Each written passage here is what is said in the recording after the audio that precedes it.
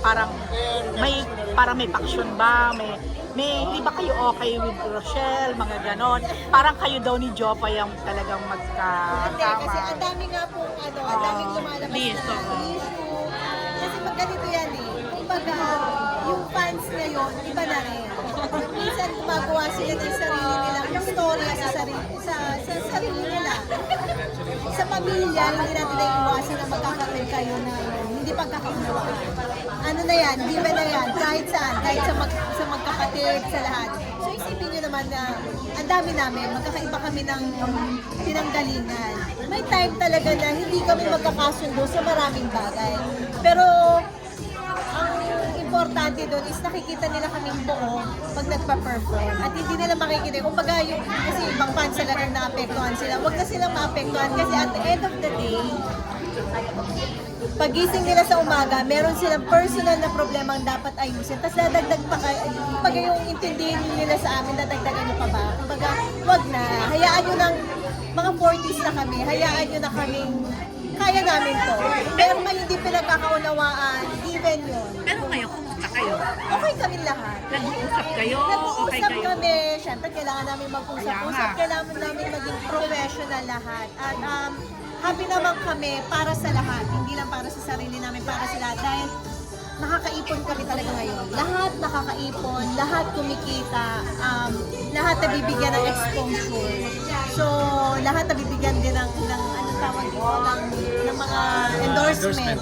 So, yun yung wala kasi dati dahil dati kunwari ang meron lang is ito or ako. Ngayon lahat meron na. So, happy kami. For Sean, ibig mo sabihin doon sa sinabi mo, parang nagsasama lang kayo just for commitment na magtrabaho Trabaho lang, or parang mag-show.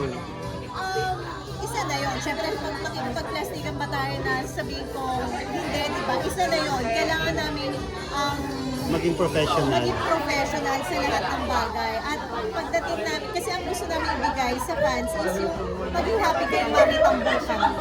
Kasi darating talaga yung time na maghihiwalay kami, magkakaroon kami ng kanya-kanyang buhay, magiging busy kami sa kanya-kanya naming buhay. At hindi na naman kami mag-usap everyday, kaya every week. Walang ganun. Pero siya, ngayon, Siya, sorry, ano? ngayon lang ba yan? Or dati, okay naman kayo? Hindi, kahit dati busy kami. Kumbaga may kanya-kanya kami buhay. Yung iba, nagkita-kita na lang kami nung mismo binubuo yung concert. Pero friends kayo na Rochelle? Would you say? Mag-friends kayo? Would you magkaibigan consider kayo? Rochelle a friend? Lahat kami pamilya. Oo, okay. At least safe ka sumagot.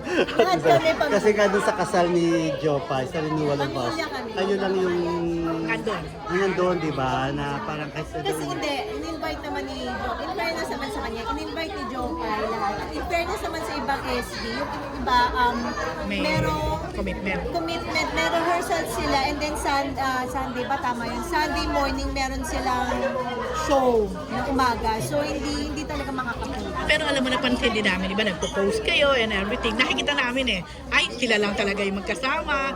Yung iba sila naman, Kasi lagi may gano'n. mga kanya-kanyang trip ang SB. Kumbaga, ang lalaki na namin, 40s na tayo, diba? Parang kami ni Mia, sobrang kalog namin. Pero may time na gusto namin tahimik lang. So, umiwalay kami. Sila naman, ang gusto naman nito is maglakaw-lakaw, maglakad-lakad tayo, mamasyal tayo. Yung iba kasi, nung nasa ibang bansa, may mga pamilya sila. Tropa-tropa lang. Oo. Kumbaga, Yung marga-margada. pero nag-aaya sila na gusto nyo sumama ganito. Yung iba yung pagod na yung, na kayo na lang. Hotel na lang kami. So, Kasi may kanya-kanya na kayo mga attention. No? Pero ito nga, isa pa, clear na lang din. Kasi of course, supporta ni BG, di ba? Sa isang concert, ano kung first concert ba ninyo, yung round 1 or what na, nagdala doon ng napakaraming taga-Bulacan. Oo, may pinapunta daw ng taga-Bulacan, kaya daw, mabuti clear na lang din yung kung totoo hindi. Kaya daw, ang lakas daw ng sigawan sa'yo, ng mga, lalo na daladami taga-Bulacan, na hindi daw nagustuhan ni Rochelle. Totoo ba yon? ay, sino nag-chika sa'yo dyan? Ay, tingin ko hindi naman siya hindi parang tingin ko hindi naman totoo na hindi niya magugustuhan. At hindi rin totoo na nagdala kami ng Maraming ano namin dadalhin. Kami gagastos ng ticket. Kumbaga, sa pamilya nga lang, lahat yung binili namin ng ticket, medyo mabigat na. Magdadala pa ako ng pala. Diba? So, Hindi, bumili daw sila. Yun ang sinabi ko Baka sa meron maraming taga Bulacan nandun. Pero hindi yung parang dala namin. Hindi nyo hakot. Hindi Video hakot. hakot. Pwede sa niya nga yun nga. Kasi Ay, yung ako, Manila Araneta, yun. Oh. Araneta Coliseum malapit. Quezon City kasi malapit sa Bulacan. Hmm. So kaysa actually sa MOA marami ring taga Bulacan na actually halos.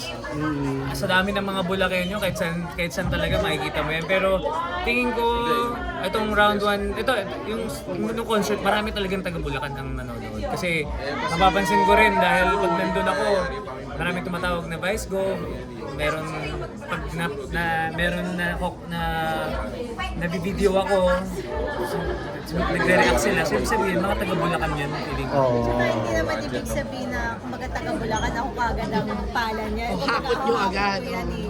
May mga kanya-kanyang anong tawag dito, may mga kanya-kanyang bias yung mga yan. So, for sure, hindi lang ako yan. Oo.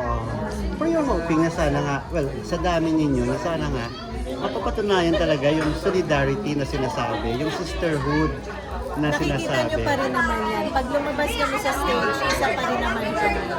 Pag, So hanggang stage lang, hindi. Siguro may mga personal kami opinion, may mga personal kami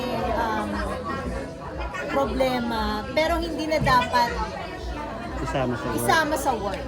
Kumbaga kung ano yung sa amin na lang yun. Hindi na para pagpiestahan pa ng karamihan. So, maging happy na lang maging happy na lang tayong lahat na kami nabigyan ng pangalawang pagkakataon na sila nakikitang buong kami. Kasi ano yun na natin to, i-cherish na natin to dahil sabi, ulit-ulit namin sinasabi, hindi namin alam kung hanggang kailan. Pero tingin mo ba magiging smooth, okay pa rin kayo?